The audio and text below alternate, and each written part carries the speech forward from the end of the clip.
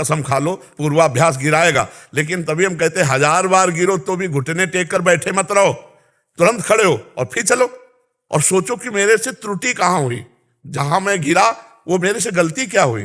तो आपको गलती समझ में आ जाए तो उस गलती को छोड़ो, आगे बढ़ो, अंतिम श्वास तक भगवत प्राप्ति हो जाएगी। अजामिल बाल्यावस्था से धर्मात्मा पिता का पुत्र था और धर्म से चलता था। अपने पिता के लिए यज्ञ के लिए लकड़ी समिधा लेने के लिए जंगल गया तो वहां देखा एक पैसा से खरीद करके वैश्या के साथ व्यभिचार कर रहा था। तो बहुत गंदे ढंग से मदिरा आदि पान करके जो पैसे से, वो बार बार कोशिश की कि ना देखूं, लेकिन ये आकर्षण ऐसा है, देखते देखते इतना कामांध हो गया कि लकड़ी फेंक दी।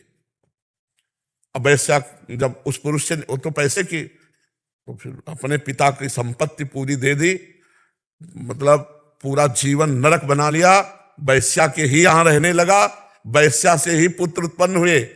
ये तो कहो एक बार साधु मंडली आ गई तो उन्होंने कहा अब की जो पुत्र हो तो नारायण नाम रख देना। तो भगवान की कृपा से पुत्र में आसक्ति हो गई और नारायण नारायण इधर आना, नारायण उधर जा, तो अंतिम समय भी उसी पुत्र को पुकार रहा था नारायण, और भगवान की प्राप्ति हो गई। तो ऐसा नहीं है कि ये माया कोई छोटी मोटी हस्ती है कि आज से आप सत्संग सुन लिया माया नहीं आएगी।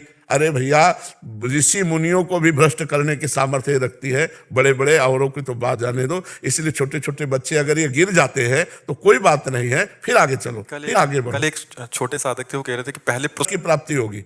नहीं, तुम अभी क्या जानते हो, अखाड़े में पहले दिन ही धोबिया पछाड़ नहीं मारता, 10वीं बार धोबिया पछाड़ खाता है तब धोबिया पछाड़ सीखता है कि ऐसे धोबिया पछाड़ लगता है। पहले ही दिन पहलवान नहीं बन जाता, सालों पहले पहलवानों की ठोकर खाता है तब पहलवान बनता है। तो ऐसे ही परमार्थ में चलने पर सैकड़ों बार, अब जैसे अनुभवी संतों से क्यों मिला जाता है, क्योंकि उनका अनुभव है, इसलिए क्यों जानते हैं ये खेल ऐसा है। हजारों बार गिरने हो सकता है, लेकिन गिरना सहज है, उठना कठिन है, और उठाना हमारा कार्य है और गिरना तुम्हारा कार्य है। हम बार बार उठाते रहेंगे, एक दिन तुम्हें पहुंचा देंगे श्री जी तक। अखाड़ा ना छोड़े बस। खास बात है कि लक्ष्मण रेखा ना छोड़े।